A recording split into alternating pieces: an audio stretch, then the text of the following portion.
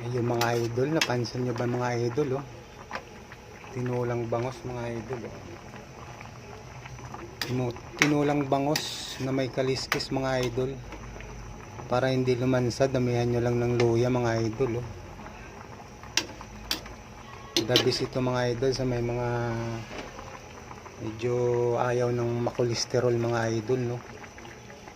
Yan, talbos ng kamote. Yan. Sarap ng sabaw niyan, manamis namis mga idol.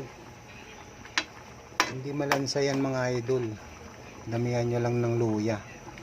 Tapos sa patis. Kunting patis lang syempre. Baka umalat na. Sarap mga idol. Tapos okra. Yan. Yan. Alright mga idol.